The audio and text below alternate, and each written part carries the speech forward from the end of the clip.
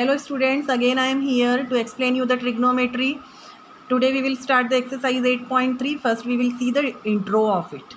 In exercise 8.1 हमने trigonometric ratios of acute angle देखे थे. Exercise 8.2 में हमने specific angles देखे थे. अब exercise 8.3 में हम trigonometric ratios of complementary angles को देखेंगे. ठीक है, ये एक्सरसाइज ईयर 2021 की एग्ज़ाम के लिए डिलीट हुई थी, बट इस ईयर ये आ जाए कभी, इसलिए हम इसको कर लेते हैं. अगर ये इस साल के लिए डिलीट होती है तो I will inform you about it.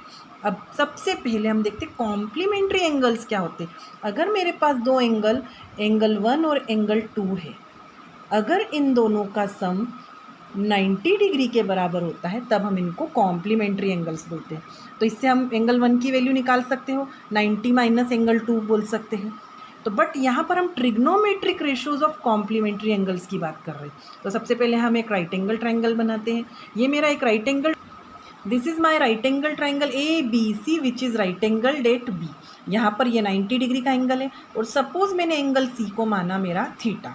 Angle A हमको अभी पता नहीं है. तो अगर मैंने इन ट्राइंगल ABC मैंने अगर angle sum property of triangle लगाई तो क्या होगा, angle A plus angle B plus angle C is 90 degree.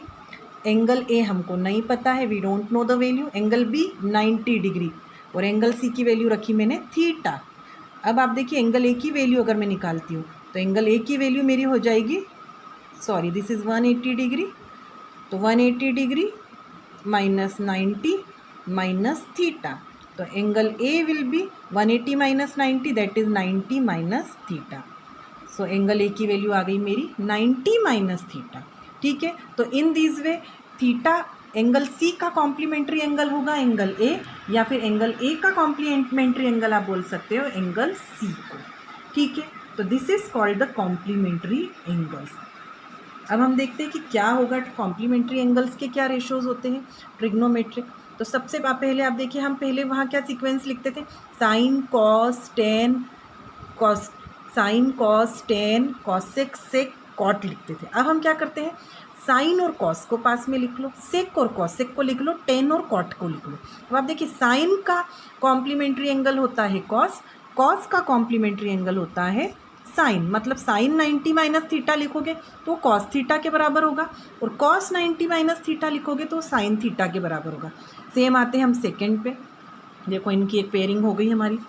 Sec 90 minus theta लिखोगे तो कॉसेक थीटा के बराबर होगा, वहीं कॉसेक 90 माइनस थीटा लिखोगे तो सेक थीटा के बराबर होगा. ये बन गई इनकी पेयरिंग. टेन 90 माइनस थीटा लिखोगे तो कॉट थीटा के बराबर होगा, और कॉट 90 माइनस थीटा लिखोगे तो टेन थीटा के बराबर हो गई इनकी पेयरिंग. तो आप याद कर लीजिए, sine cos sec cosec tan cot, इसको ध्यान में रख लीजिए. That's all for this intro.